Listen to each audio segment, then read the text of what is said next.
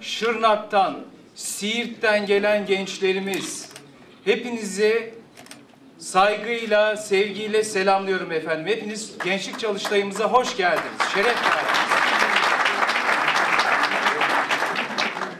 Biz kesinlikle sizlerden aldığımız sorunların ve sizlerin önereceği çözüm önerilerini kitaplarda, tozlu raflara terk etmemeye bir kere her şeyden önce karar verdik. Bu büyük şurada bütün buradan alınan veriler toplanacak, bir rapor haline getirilecek ve yeni kurulan Proje Koordinasyon Genel Müdürlüğü bunları projelendirip pilot bölgelerde uygulamaya geçirecek. Kısaca şunu demek istiyorum.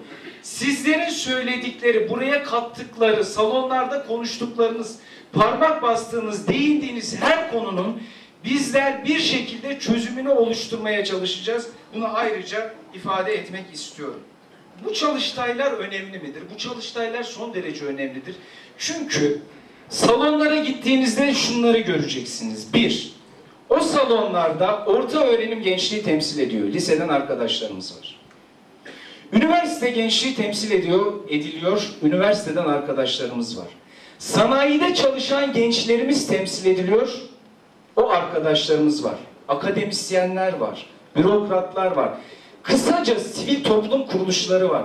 Kısacası bu salonlarda gençlik adına konuşabilecek herkes var. Sadece burada bürokratlar konuşmayacak. Siz gençler konuşacaksınız. Biz bu anlamda çıkacak sonuçlara ayrıca önem atfediyoruz. Lütfen gençler, sizden tek bir isteğim var. Salonların hakkını veriniz. Bütün sorunlarınızı söyleyiniz. Hiç çekinmeden, fütursuzca söyleyiniz. Ama sizden son bir ricam, lütfen bunların ayrıca çözümlerini de sorunlarını yaşayan sizler olarak ifade ediniz. Evet, bu kurultay gerçekten çalıştay son derece önemli. İnşallah bir dönüm noktası olacağını umut ettiğim bir çalıştay.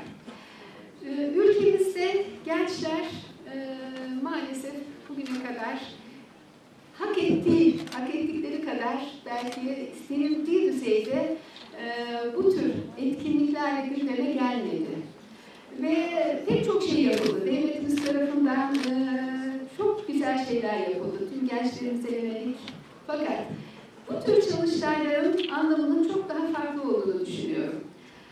Çalıştayın ana başlıkları çok önemli. Sağlık, spor, çevre, gençlik, eğitim, sosyal hayat, etik ve insani değerler, demokrasi ve katılım bilinci. Bu başlıklar altında umudumuz inşallah her yönüyle gençliğin sorunları, gençliğin inşallah ülkemiz adına yarınımıza sahip çıkacak gençlerimizin hedefleri neler olabilir? Bunlar detaylarıyla incelenecek. İnşallah bunlar için çok güzel projeler üretilecek. Şimdi burada bugün itibariyle başlayan gençlik çalıştayına üniversite olarak 20 hocamızla katılıyoruz. İnşallah bu çalıştayın her yönüyle Diyarbakır açısından, bölge açısından ki nüfusun çok yoğun olduğu bir yer. Türkiye'de en fazla herhalde nüfusun yoğun olduğu yerlerden, bölgelerden biriyiz. Bu açıdan da çok daha fazla önem taşıyor bu çalıştay. İnşallah bu çalıştayla başlatılan fikir alışverişi, beyin jimnastikleri daha sonra yine Gençlik Spor Bakanlığımızla, üniversitemizin, valiliğimizin ve tüm kurumlarımızın işbirliğiyle çok güzel noktalara taşınacak. Bunu inşallah umuyoruz. Devam edeceğinden eminiz. Çünkü Sayın Bakan Yardımcısı, Sayın Müsteşarımızla yapılan görüşmelerimizde üniversite olarak gerçekten çok gayretle tamamen bu yönde en üst gayreti, niyeti taşıyarak birlikleri gözledik. Kime genç diyeceksiniz? Bunu yaş olarak sınırlandırsanız hangi yaş aralığını bu kapsamda değerlendireceksiniz? Buradan başlayıp sorunların neler olduğuna kadar, çözüm önerilerinin neler olacağına kadar her alanda merkezi otoritenin karar veremeyeceği kadar karmaşık bir yapı söz konusu.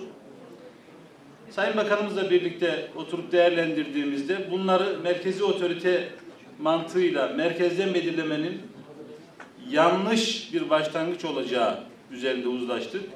Ve bu çalıştayları, bölgesel çalıştayları yaparak bölgesel çalıştaylardan elde edeceğimiz veriler üzerine yeni kurulan bu bakanlığın örgütlenmesini, politika belirlemesini, strateji çizmesini hedefledik. Bu çalıştayların hikayesi kısaca budur.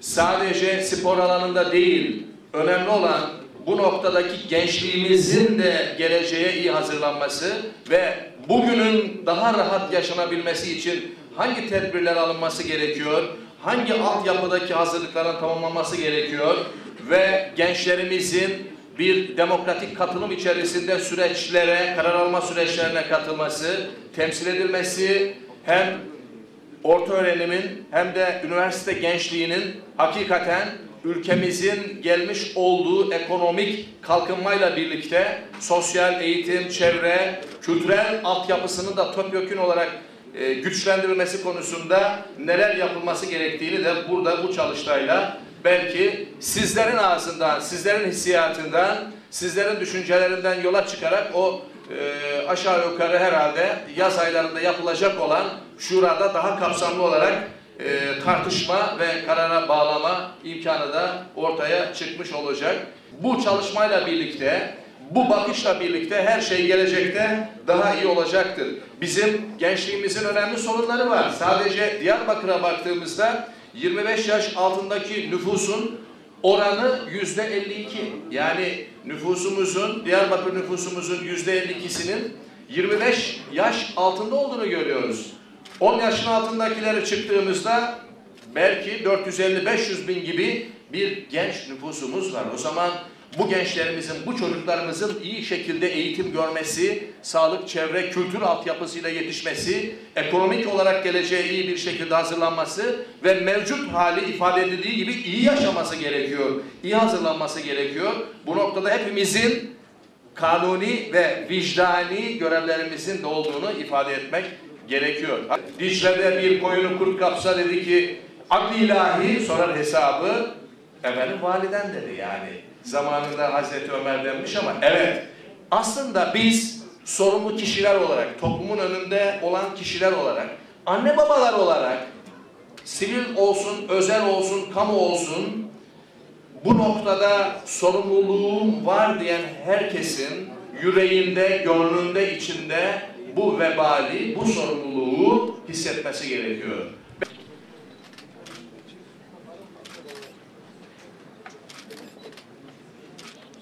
Evet. Biz teşekkür ediyoruz. Çok.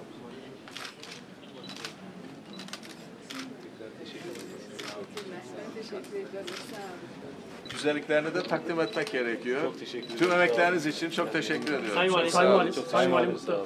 Sayın Valim,